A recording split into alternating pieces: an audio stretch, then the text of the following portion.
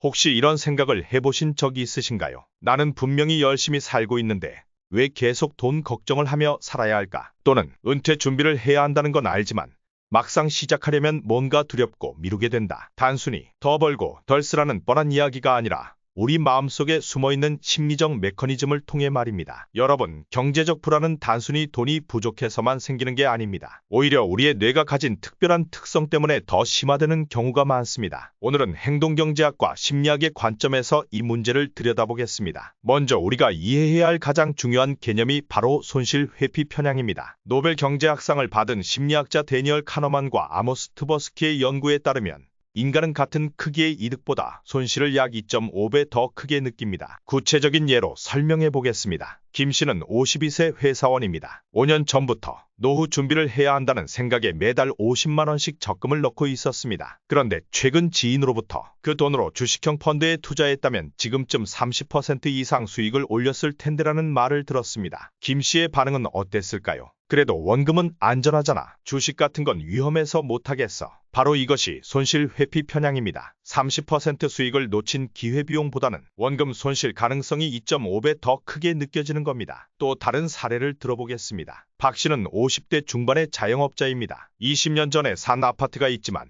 추가로 투자용 부동산을 살지 고민 중입니다. 지금 집값이 너무 올라서 사면 손해볼 것 같다며 2년째 망설이고 있습니다. 그 사이 원하던 지역의 집값은 30% 더 올랐습니다. 이것이 우리 중장년층에게 특히 문제가 되는 이유는 무엇일까요? 첫째, 안전 자산에만 집착하게 됩니다. 원금 손실만은 피하자는 생각에 정기예금이나 적금에만 의존하게 되죠. 실제로 한국은행 통계를 보면 50대 이상 가구의 70% 이상이 예적금에만 의존하고 있습니다. 하지만 현재 정기예금 금리 3% 수준에서 물가 상승률 3.5%를 고려하면 실질적으로는 돈의 가치가 매년 0.5%씩 줄어들고 있습니다. 둘째, 투자 기회를 계속 놓치게 됩니다. 지금 투자하면 손해를 볼까봐 하는 두려움 때문에 계속 관망만 하다가 결국 아무것도 하지 않게 됩니다. 실제 연구 결과를 보면 놀랍습니다. 미국의 한 연구에서 1980년부터 2020년까지 40년간 S&P 500 지수에 꾸준히 투자한 사람의 연평균 수익률은 11.8%였습니다. 같은 기간 정기예금에만 넣어둔 사람과 비교하면 40년 후 자산 차이가 10배 이상 났습니다. 하지만 여기서 중요한 건 그 40년 동안 주식시장은 수없이 많이 폭락했다는 점입니다. 1987년 블랙먼데이,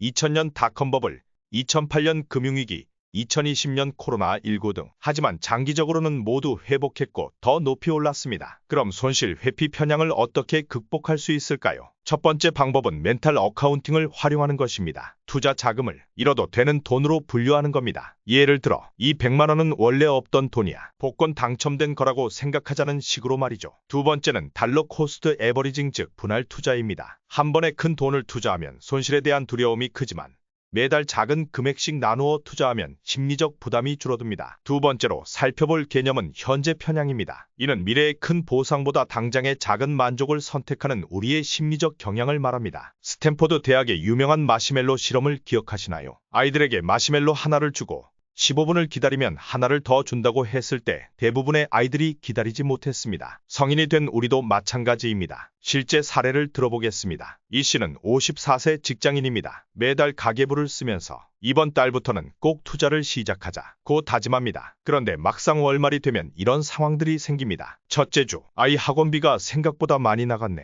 그래도 교육비는 투자지. 둘째 주, 오랜만에 친구들과 모임이 있는데 이런 때 돈 아끼면 안 되지. 셋째 주, 에어컨이 고장났네. 이런 필수품은 어쩔 수 없어. 넷째 주, 이번 달 투자 계획은 실패했지만 다음 달부터는 꼭 하자. 이런 패턴이 매달 반복됩니다. 이 씨는 나름대로 합리적인 이유를 대지만 실제로는 현재의 즉각적인 만족을 미래의 이익보다 우선시하고 있는 겁니다. 또 다른 예를 보겠습니다. 최 씨는 55세 자영업자로 은퇴 후 월 200만 원의 생활비가 필요하다고 계산했습니다. 이를 위해서는 지금부터 매달 80만 원씩 투자해야 한다는 걸 알고 있습니다. 하지만 현실은 어떨까요? 지금 매출이 좀 부진해서 이번 달은 패스하자. 아들 결혼식 준비로 돈이 많이 들어가서 다음 달부터. 겨울이라 매출이 떨어졌으니 봄부터 시작하자. 결국 5년이 지나도 본격적인 은퇴 준비는 시작하지 못했습니다. 행동경제학자 리처드 탈러의 연구에 따르면 인간은 미래의 보상을 현재 가치로 환산할 때 연간 25-30%라는 엄청난 할인율을 적용한다고 합니다. 즉, 1년 후에 받을 100만 원을 현재 가치로 환산하면 75만 원 정도로 생각한다는 뜻입니다. 은행 금리가 3-4%인 상황에서 이는 매우 비합리적인 판단입니다. 그럼 이런 현재 편향을 어떻게 극복할 수 있을까요? 첫 번째 방법은 미래의 나 시각화 기법입니다. 실제로 스탠포드 대학교 연구진이 실험한 방법인데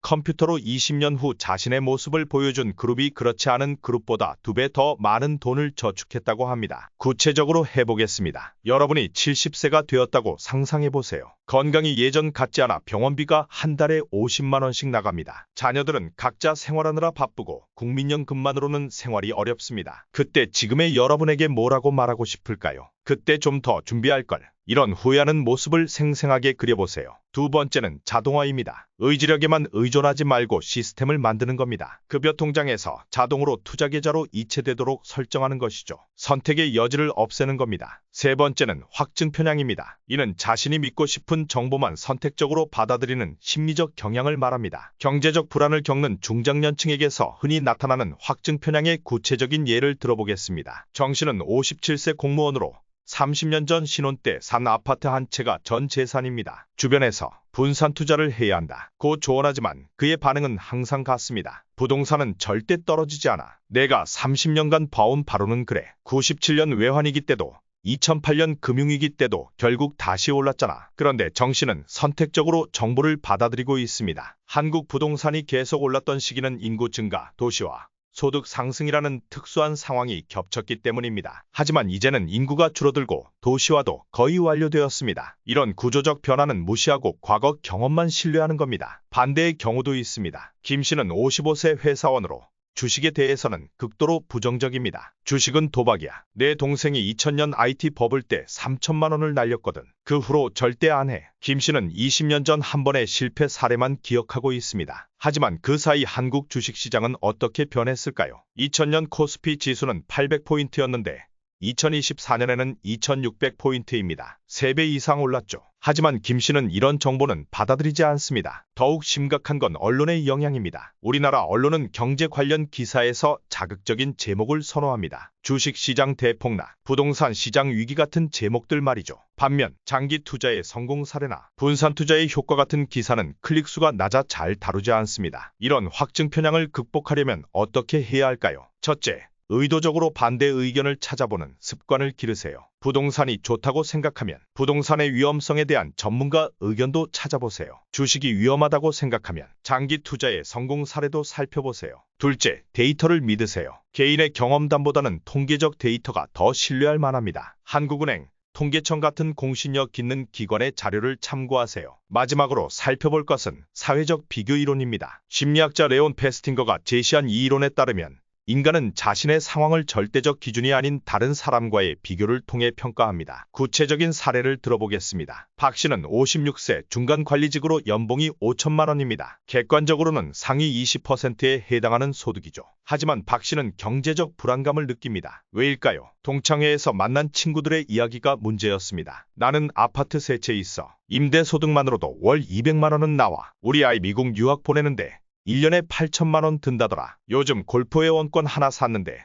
투자 가치도 있고 좋아. 박 씨는 집에 돌아와서 생각합니다. 나는 왜 이렇게 뒤처져 있을까? 친구들은 다 성공한 것 같은데. 하지만 여기서 박 씨가 놓치고 있는 것들이 있습니다. 첫 번째 친구는 아파트 세 채를 사기 위해 빚이 10억 원 있다는 사실. 두 번째 친구는 자녀 교육비 때문에 노후 준비를 전혀 못하고 있다는 사실. 세 번째 친구는 골프 회원권을 사느라 비상금이 하나도 없다는 사실을 모르고 있습니다. 또 다른 예를 보겠습니다. SNS의 영향도 큽니다. 최 씨는 54세 자영업자로 페이스북에서 동년배들의 게시물을 보며 우울해집니다. 해외여행 사진, 고급 레스토랑 식사 사진, 새 차 구입 인증샷. 모든 사람이 자신보다 잘 사는 것처럼 보입니다. 하지만 이것도 착각입니다. 사람들은 SNS에 좋은 모습만 올립니다. 경제적 어려움이나 스트레스는 공개하지 않죠. 심리학자들은 이를 하이라이트 릴 효과라고 부릅니다. 다른 사람의 하이라이트와 내 일상을 비교하면서 박탈감을 느끼는 것이죠. 경제학자들은 이를 쾌락 적응이라고 부릅니다. 소득이 늘어나도 주변과 비교하면서 만족도는 그대로라는 뜻입니다. 실제로 연구 결과를 보면 연봉 3천만 원에서 6천만 원으로 올라도 행복도는 크게 변하지 않습니다. 대신 주변 사람들과의 비교에서 자신이 어디에 위치하는지가 더 중요한 영향을 미칩니다. 그럼 이런 사회적 비교의 함정에서 어떻게 벗어날 수 있을까요? 첫째, 과거의 나와 비교하세요. 5년 전, 10년 전의 내 모습과 비교해보면 분명히 발전한 부분이 있을 겁니다. 이것이 진정한 성장의 기준입니다. 둘째, 자신만의 성공 기준을 세우세요. 남들이 정한 기준이 아닌 내가 진정으로 원하는 삶이 무엇인지 생각해보세요. 건강한 가족, 적당한 경제적 안정, 취미생활 등 사람마다 중요하게 생각하는 가치가 다릅니다. 여러분, 방금 함께 살펴본 4가지 심리적 함정들을 기억하시나요? 손실 회피 편향 때문에 우리는 안전한 곳에만 머물려 하고, 현재 편향 때문에 미래 준비를 미루며, 확증 편향 때문에 보고 싶은 것만 보고, 사회적 비교 때문에 끊임없이 불안해합니다. 하지만 이제 여러분은 다릅니다. 왜 그런 생각이 드는지, 내 마음이 왜 그렇게 작동하는지 알게 되었으니까요. 중요한 건 완벽하게 바뀌려고 하지 마세요. 우리의 뇌는 수만 년 동안 진화해온 결과물입니다. 하루아침에 바뀔 수는 없어요. 대신 작은 것부터 시작하세요. 내일부터 이렇게 해보세요. 경제 관련 결정을 내릴 때마다 스스로에게 물어보는 겁니다. 그리고 기억하세요. 경제적 성공의 핵심은 얼마나 많이 버느냐가 아니라 얼마나 현명하게 행동하느냐입니다. 이 내용만 제대로 실천해도 여러분의 경제적 미래는 분명히 달라질 것입니다. 여러분의 경제적 불안이 이해와 실천을 통해 안정과 확신으로 바뀌길 진심으로 응원합니다.